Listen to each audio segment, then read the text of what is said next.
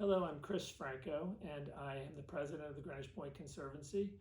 As well, I'm one of the founders of the Conservancy back in 2004. And over the past 16 or so years, we have been working at Greenwich Point for the restoration and preservation of the historic buildings at Greenwich Point, as well as the historic elements at the point, such as the chimes mechanism in the chimes tower.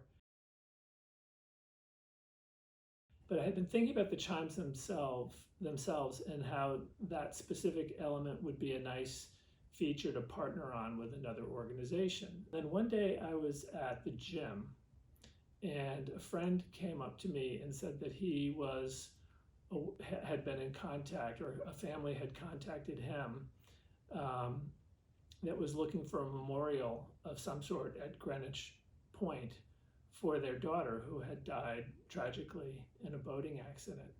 And I was familiar with the story of the Fedorkos and of Emily. I didn't know them personally, but I had followed it in the newspapers, and it was such a heart-wrenching story that I think many of us in town were moved by it, even if we didn't know the family. Maybe the next day picked up the phone and called Joe Fedorko and just introduced myself. And and I told him that we had, that we were doing this project. He was familiar with the Conservancy generally. We had done other work at the point. I was telling him about the Chimes Building. And I also told him about, the chimes themselves. And I also told him that the day that Emily died, my wife Rachel and I had been walking around the point, and we were standing in front of the chimes tower itself when the ambulances came and whatnot. So Joe didn't say anything. He just was silent on the phone, and I was wondering if I had, upset him or if I had said something wrong.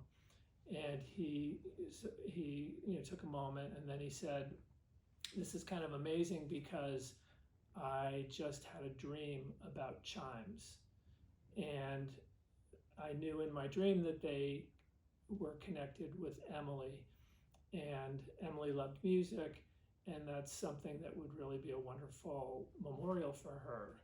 And so then I was sort of thunderstruck by that, because it was such just an amazing, not coincidence. It just seemed like it was meant to be this this conversation that we were having and this potential collaboration. So we, continued our conversation and discussion, and we came to both, agree that this would be a wonderful collaboration between the Conservancy and between Emily's foundation.